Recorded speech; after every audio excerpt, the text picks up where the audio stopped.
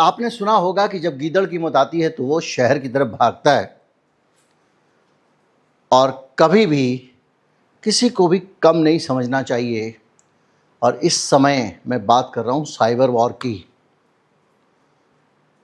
Israel बार बार खुद अपने पैर पे कुल्हाड़ी मार रहा है, और जिस तरह की चीज़ें, हरकतें वो अपने देश में कर रहा है वो उसके लिए बहुत ख़तरनाक हो सकती हैं नहीं, हो रही हैं नहीं। इजराइल के अंदर जो जो चल रहा है उसके अपने देश के खिलाफ।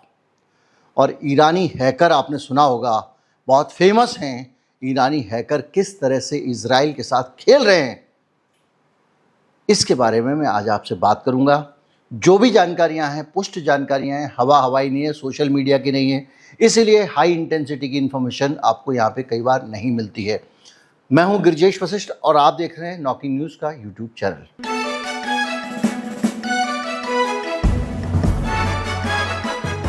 आपने इस बीच में सुन रखा होगा कि वहाँ पर सेंसरशिप है और 5 साल की तक की कैद हो जाती है अगर कोई आदमी वीडियो बना के किसी घटना का पोस्ट कर दे। भयंकर सेंसरशिप है। हर अखबार, हर मीडिया हाउस अपनी खबर को सरकार के पास भेजता है। सरकार के पास नहीं बल्कि मिलिट्री के पास। मिलिट्री का एक डिपार्टमेंट है जो चेक करता है, हाँ ये जा सकती है, इसको रोक दो। जब वो तय करता है तब कोई सब जहाँ से खबर बाहर जाती है। यानी ज़बरदस्त सेंसरशिप है। और ये सेंसरशिप, इसमें बहुत सारी चीज़ें हैं जिसमें सामग्री हटाई जा सकती है, पत्रकार की मान्यता या लाइसेंस रद्द हो सकता है और जेल भी हो सकती है। बहरहाल वहाँ पर कुछ चीज़ों के लिए भी मोटा मोटा हमको और आपको बताने के लिए कि भाई जहाँ पे मिसाइल गिरी है उस लोकेशन को मत बताएं, एयर डिफेंस नहीं बताएं, वगैरह वगैरह। तो ये पूरी सेंसरशिप है। अब एक छोटी सी चीज़, सेंसरशिप लगाने से क्या होता है, हमारे अपने देश का उदाहरण है। जब इमरजेंसी में सेंसरशिप लगी तो इतनी ज़्यादा अफवाहें फैली, पूरा हमारे यहाँ तो एक संस्था ही ऐसा करती है, और संस्था को इतना मौका मिल गया कि इतना अफरा तफरी फैल गई कि इंदिरा गांधी की इमेज एकदम जो है वो दुष्ट वाली हो गई। क्योंकि जब सेंसरशिप होती है, जब सूचनाओं पे पहरा होता है, तो झूठी सूचनाएं, अफवाहें और दूसरी चीज़ों के लिए बहुत मौका मिल जाता है। इंदिरा गांधी के ज़माने में तो सोशल मीडिया नहीं था, कनफुकिया मीडिया था, एक कान से दूसरे कान में फूंकते थे। लेकिन अब जो सीन बन रहा है उसमें बहुत सबसे बड़ी ख़तरनाक चीज़ है कि जब इन्फॉर्मेशन वैक्यूम होगा, सूचनाओं का अभाव होगा, भाई मुझे इतनी सेंसरशिप होगी तो मुझे पता ही नहीं चलेगा कि भाई बगल वाले शहर में मेरे मिसाइल गिरी है या नहीं गिरी है, कोई मरा है या नहीं मरा है। अफवाहें फैलेंगी और इससे अफवाहें बहुत तेज़ फैलती हैं। सोशल मीडिया पे आजकल लोग क्या करते हैं, अगर एक जगह कुछ होगा तो वैसे ही मिलती जुलती ढूंढ के दुनिया भर के देशों की वीडियोज़ निकालेंगे।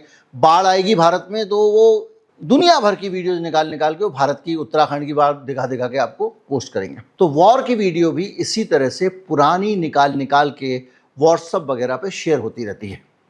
और आप जानते हैं कि व्हाट्सएप पे इस चीज़ों को पता लगाना, टेलीग्राम पे चीज़ों को पता लगाना बड़ा मुश्किल होता है कि वो कितना सर्कुलेट हो रही है। आप ज़्यादा से ज़्यादा बाद में पता लगा सकते हो किसने ओरिजिनेट की थी। खैर, ये बहुत सारी समस्या होती है। मैं आपको बताऊंगा एक्चुअल क्या हो रहा है। इसके अलावा आधिकारिक जानकारी पे बड़ा संदेह होता है। सरकार ने कुछ बोला कि भाई देखो ऐसा नहीं है, हम सही हैं, कोई दिक्कत की बात नहीं, चिंता की बात नहीं है। आदमी को टेंशन होने लगती है। जैसे किसी ने मुझे कहा कि हरदीप सिंह पुरी बार बार कह रहा है कि भारत में तेल की किल्लत नहीं होने वाली है, इसका मतलब कुछ ना कुछ तो गड़बड़ है। तो सरकार जो बोल रही है लोग समझ जाते हैं कि उल्लू बना रही है भाई साहब, तो वो अपने मन से कुछ मतलब निकालने लगते हैं। तो ये क्या होता है कि देश के अंदर जो व्यवस्था बनी हुई है उसको कमज़ोर करने वाली बात है। जैसे कोविड के टाइम पे आप याद कीजिए, लोगों ने कुछ नहीं तो राशन भर के रखना शुरू कर दिया। अभी भी कई लोग भारत में ऐसा कर रहे हैं कि ये हो जाएगा, कोई वीडियो बना के डाल दे रहा है, फेक वीडियो, सोने के दाम एकदम गिर जाएंगे, कोई कुछ चल रहा है। ऐसी सिचुएशन में जो सरकार है वो तो फंस गई ना, क्योंकि तुम जो सूचनाएं आ रही थी उनको तुमने रोक दिया और तुम्हारी बात को भरोसा नहीं कर रहा है। तो ये चीज़ जो है बहुत खतरनाक हो जाती है। और ऐसे में जो खतरनाक काम किया है इजरायली सरकार ने वो ये किया कि ऐसे में मनोवैज्ञानिक युद्ध जब होता है, साइकोलॉजिकल वॉरफेयर होता है, उसमें आप बच नहीं सकते हैं। इजराइल में भी यही हो रहा है। आप सुबह उठते हैं, आपके पास एक एसएमएस आता है। एसएमएस हिब्रू भाषा में, जैसे हमारे पास हिंदी में कोई एसएमएस आए, आप सोचेंगे एसएमएस है, आप खोल के पढ़ेंगे। एसएमएस में उनकी, जैसे हमारे आधार नंबर होता है, ऐसे उनकी नेशनल आईडी होती है। वो नेशनल आईडी दी हुई है।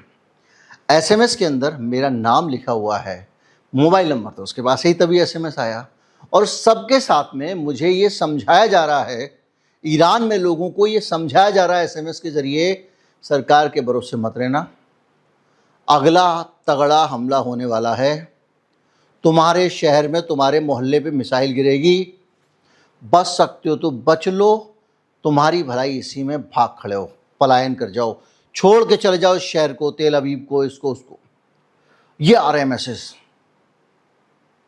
और तब आ रहे हैं जब असली बात पता नहीं है आपको कि अगले जगह पे मिसाइल गिरी है नहीं मिली है ना, और आपके पास एसएमएस आ रहा है। और वो तो इजराइल के लोग हैं बहुत, हमारे यहाँ वाले तो जल्दी जल्दी फॉरवर्ड करो, काली माँ की कृपा आएगी करके 50 जगह आदमी फॉरवर्ड कर देगा उसको। तो ये पूरी इन्फॉर्मेशन जब वहाँ पर है और आ रही है, तो इससे एक पैनिक फैल रहा है, क्योंकि सरकार की दी हुई सूचना पे भरोसा हो नहीं रहा है, कहीं और से सूचना मिल नहीं रही है। तो सूचना वैक्यूम में, सूचना युद्ध में जो लोग हैं वो इसके अंदर घुस जाते हैं। गल्फ वार में भी जब इस तरह का नियंत्रण था तो उससे बहुत सारा नुकसान हुआ, आलोचना हुई। इसमें लोगों की सेंसरशिप में अभिव्यक्ति की स्वतंत्रता और प्रेस की आज़ादी जैसे मसले भी आते हैं। वो सैद्धांतिक मसले बहुत ज़रूरी हैं, लेकिन उसको कुचलते हैं तो क्या होता है। जैसे आज कांग्रेस पार्टी के पवन खेड़ा, सबसे बड़ी पार्टी विपक्षी, उस पार्टी का प्रवक्ता, उसका ट्विटर अकाउंट बंद कर दो ये लिख के दिया है मोदी सरकार ने ट्विटर को, और ट्विटर ने उसको कहा है। खैर, अब मैं आता हूँ ज़्यादा खतरनाक चीज़ों पे। ये तो हो गया लोगों के बीच में जो अफवाहें फैलाना, और आपके, अच्छा, जब ये अफवाहें फैल रही है तो आपके पास एक लिंक भी आ रहा है और उसमें ये लिखा है कि आखिरी मौका, अपने परिवार को बचाओ, वहाँ तक तो ठीक है। और वो ये कह रहे हैं कि भैया एक एसएमएस जो है, एक ऐप है, वो डाउनलोड कर लो। ऐप का नाम है रेड अलर्ट। तो आपको, अगर आप रेड अलर्ट ऐप जारी कर लोगे, जान लोगे, तो हम आपको समय समय पे अलर्ट देते रहेंगे, आपके लिए ज़रूरी है। अब आप कहोगे तो बढ़िया भी है, हमारे मिसाइल गिरने वाले होगी तो बंकर में घुस जाएंगे। तो बहुत सारे लोगों ने वो लिंक को दबा के ऐप को कर लिया। अब ये पेगासस इजराइल के ऊपर हो रहा है। बस इजराइल का पेगासस परमिशन नहीं लेता था और ये लोगों से परमिशन उल्लू बना के ले रहे हैं। तो जब परमिशन ले रहे हैं तो उसमें क्या परमिशन ले रहे हैं? आपकी लोकेशन परमिशन, आपकी फ़ोन नंबर, और आपके माइक्रोफोन की परमिशन, आपके कैमरे की परमिशन। और माइक्रोफोन और कैमरे की परमिशन ले ली, मतलब जब चाहे वो आपका मोबाइल चालू करके आप ही के कैमरे से आप ही के आसपास का हाल देख सकते हैं और आपकी आवाज़ सुन सकते हैं। ये हो रहा है। ये ऐसी चीज़ बता रहा हूँ मैं आपको जो हो रहा है, जो हो सकता है नहीं है, ये इजराइल में हो रहा है। और ये बाकायदा रिपोर्ट हुआ है जेरूसलम पोस्ट में, उस अखबार में जो इजराइल का अपना अखबार है और सेंसरशिप से गुजर के आ रहा है। अब अगर आप देखें तो ये खतरनाक चीज़ें किस तरह से ले जा रही हैं, क्योंकि आपको बताए कि ट्यूडांट ज़ेहुत कहते हैं उसको, आईडी नंबर जो होता है आपका, जैसे आधार नंबर होता है, ये सब चीज़ें लोगों के अंदर चली गई। अब आप बताइए, अपने परिवार को बचाइए, बच्चों को ज़िंदा देखना चाहते हो तो वगैरह वगैरह, सुरक्षित जगह चले जाओ, ये लास्ट चेतावनी है। ये चीज़ें आ रही हैं। तो ये तो हुई एक चीज़। तो क्या सिर्फ यही हो रहा है? ना, इजराइल के सड़कों पर लगे हुए सरकारी सीसीटीवी कैमरे इजराइल की ही सरकार के खिलाफ जासूसी का काम कर रहे हैं। दो बड़ी सीसीटीवी कैमरा बनाने वाली कंपनी के कैमरे ईरानी हैकर्स हैक कर चुके हैं और उनके ज़रिए वो सड़कों पर नज़र रख रहे हैं। वहाँ के ट्रुप्स की मूवमेंट देखिए। अब यहाँ मिसाइल गिर गई, उसके बाद एक आदमी वीडियो बना रहा है, वो तो तुमने डालने से मना कर दिया, और वहाँ वो लाइव देख रहे हैं कि अभी यहाँ से इनका सेना का काफिला गुजर रहा है। 12-13 मिनट लगते हैं एक मिसाइल पहुँचने में। ईरान से, लाइव देख रहे हैं। 2 कंपनियों के सुरक्षा कैमरे हैक कर लिए गए। मैं नाम बता दे रहा हूँ, दाहुआ और हिकविजन। ये दोनों कंपनियां भारत में भी बिकती हैं और इनको हैक करके सब कुछ पता किया जा रहा है। और केवल इजराइल में नहीं है, ये सारे खाड़ी देशों में हो रहा है। अब अगर आप बताइए कि इस सब से ज़रिए आपको नक्शे मिल रहे हैं, आपको माहौल दिख रहा है, मैंने बम गिराया, उसका असर हुआ कि नहीं हुआ ये आप देख ले रहे हो। इस तरह की चीज़ें एक साथ चल रही हैं। मिस इन्फॉर्मेशन एक तरफ, दूसरी तरफ वो आपकी चीज़ों को टेक ओवर कर ले रहे हैं। हालत ये पाया गया कि इजराइल और खाड़ी देशों के सीसीटीवी कैमरों को स्कैन और हैक करने की कोशिश की जा रही है। इसके साथ साथ एक चीज़ और बताई गई है कि जो फर्जी ऐप हैं उनके ज़रिए जासूसी हो रही है। ये मैंने अभी आपको बताया था। इसके साथ साथ एक और चीज़ है, वेबसाइट और नेटवर्क पे हैक्टिविस्ट जो हैं, हैकिंग करने वाले एक्टिविस्ट, वो हमले कर रहे हैं और वो कर रहे हैं DDoS हमले, यानी वेबसाइट हैक कर लेते हैं, उसके बाद मैसेज आता है और ये कहते हैं कि आपका ये वो फला ढिमका, और आपका लॉगिन डेटा चुरा लेते हैं। अब लॉगिन डेटा चुरा लिया मतलब वो आसानी से आपके कंप्यूटर में घुस सकते हैं और वेबसाइट बंद करना और गलत प्रचार फैलाना। जैसे मान लीजिए मेरा यूट्यूब चैनल है, उन्होंने हैक कर लिया। अब हैक करके वो मेरे यूट्यूब चैनल पे ऐसे वीडियो डालेंगे जिस वीडियो से वो लोगों को डरा सकें। जैसे एक बार याद कीजिए, मेरा करवाया था हैक और उसमें कुछ वीडियो इसी तरह के डाले गए थे। तो इससे क्या होता है, इसके साथ साथ वो क्या कर रहे हैं, स्पीयर फिशिंग भी कर रहे हैं। अब ये क्या होता है, स्पीयर फिशिंग में ये हो रहा है कि जो अखबार वाले हैं, पत्रकार हैं, रिसर्चर हैं, सरकारी कर्मचारी हैं, उनके कंप्यूटर में घुस जा रहे हैं। अब वहाँ से डेटा निकाल रहे हैं, वो पता कर रहे हैं कि अखबार में कौन सी खबर आई है, कौन सी नहीं आई है, क्या है। और ये भी हो सकता है भाई साहब कि दूसरे दिन अखबार में खबर छपे, सेंसरशिप होके आई हो, अखबार वाले ने खबर लिखी नहीं है, वहाँ से किसी और ने प्लान कर दी। जैसे मोदी जी की हत्या की साजिश का एक लेटर प्लांट हो गया था और उसके बेसिस पर उन लोगों को जेल में डाल दिया गया था, याद कीजिए। पूरा मामला खुला है एकदम। बैंकिंग सिस्टम पे भी इसी तरह का एक्सेस किया जा रहा है और साथ साथ जो ऊर्जा यानी कि बिजली घर यानी दूसरी चीज़ें, इनको फेल करने का भी जुगाड़ हो रहा है। ये सब चल रहा है मिडल ईस्ट में। और ये काम कर रहे हैं कौन? आपके ईरान के हैकर। सरकार ने क्या किया, पांव पे कुल्हाड़ी क्या मारी। अगर तुमने अपनी विश्वसनीयता कायम रखी होती, सेंसरशिप नहीं की होती, आपने लोगों को भी सूचनाएं डालने दी होती, गलत सूचनाओं के बारे में आप पकड़ के लोगों को जानकारी देते रहते, तो आज कम से कम भरोसा होता। ऑपरेशन सिंदूर में क्या हुआ, ये हमारा गोदी मीडिया जो अंड वंड दे रहा था, कराची के बंदरगाह पे कब्जा हो गया, ये हो गया, उससे क्या हुआ? उससे ये हुआ कि मीडिया पे भरोसा बंद हो गया। लोग सोशल मीडिया पे जो खबरें आ रही थी उन पर भरोसा कर रहे थे। और बताऊं मैं आपको, AI जनरेटेड बहुत सारे वीडियो इस तरह के मार्केट में आ गए हैं जो एकदम ओरिजिनल लगते हैं। उसमें एक महिला एक जगह पे खड़े होकर बता रही कि देखिए कैसे बर्बादी हो गई है हमारे यहाँ पे मिसाइल गिरने से, मैं इजराइल के फला फला शहर से बोल रहा हूँ। एक कोई न्यूज़ क्लिप बना के यहाँ पे भारत में दिख रहे हैं भाई, फेसबुक पे दिख रहे हैं। इस तरह का बहुत सारा फेक कंटेंट का कारोबार चल रहा है। और आप सोचिए, इस मनोवैज्ञानिक युद्ध में, इस तरह की जासूसी में, इस तरह के उनके संस्थानों के कंप्यूटर में अगर हैक्टिविस्ट घुस जाएंगे, हैकर घुस जाएंगे, तो इजराइल के लिए लड़ाई जीतना कितना मुश्किल होगा। मोसाद मोसाद मोसाद, अरे भाई मोसाद था, वो जान लिया उन्होंने कि मोसाद क्या है।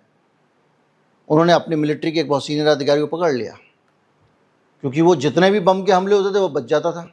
और पता चला उसकी जेब में एक डिवाइस रखी हुई थी, अभी पकड़ लिया उन्होंने ईरान वालों ने, आज ही की खबर है। तो ये करते थे मोसाद वाले, सैबोटाज वाला, कि कहीं जाके बम रख दिया या फखरीजादे को मार दिया। बताया था मैंने आपको कैसे मारा। लेकिन ईरान इससे सीखता रहा और सीखते सीखते सीखते सीखते अब वो उस जगह तक अपनी अप्रोच उसने बना ली है कि मोसाद को समझ में नहीं आ रहा है कि भैया हम अपनी रक्षा करें कि इन पे हमला करें। हालांकि ये SMS वाला काम मोसाद ने शुरू किया था, तब खामनेई के सामने की बात है। लेकिन इनका क्या होता है, जो इन्होंने किया हुआ है शुरू में बताते निकल जाते हैं। लेकिन आपने जैसे पेजर हैक करके उड़ा दिए थे उनके हिजबुल्ला वालों के, एक झटका दिया, खामने को उड़ा दिया, एक झटका दिया, एक झटका बढ़ा देते हैं, उसके बाद ये मामला इनका खत्म हो जाता है। और वो लंबी रेस का घोड़ा, लंबा टिकते हैं। अब आप सोचिए कि आपके सारे देश के असंख्य लोगों के मोबाइल उनके कब्जे में हैं, सड़कों के सीसीटीवी, असंख्य सीसीटीवी लोगों के घर में लगे हुए, यहाँ लगे हुए, यार्ड में लगे हुए, सब उनके कब्जे में, और वो इन्फॉर्मेशन एक्सेस कर रहे हैं। कितनी खतरनाक टाइप की गलती ये सेंसरशिप करके कर रहे हैं। आप समझ रहे हैं सेंसरशिप का खतरनाक साइड इफेक्ट क्या होता है? ये मूर्ख तानाशाह कभी नहीं समझ पाते, क्योंकि उनको एक बहुत शॉर्ट साइटेड छोटी समझ होती है। सेंसर कर दो, अरे सेंसर कर दो नहीं भाई, सेंसर करते ही अफवाह शुरू हो जाएगी। खबर को सेंसर करोगे, अफवाह खबर बन जाएगी। ये होता है। उम्मीद करता हूँ सरलता से आप पूरा मामला समझ गए होंगे। वीडियो को ज़्यादा से ज़्यादा लोगों तक पहुँचाएं, चैनल को सब्सक्राइब कर लें। नमस्कार, जय हिंद।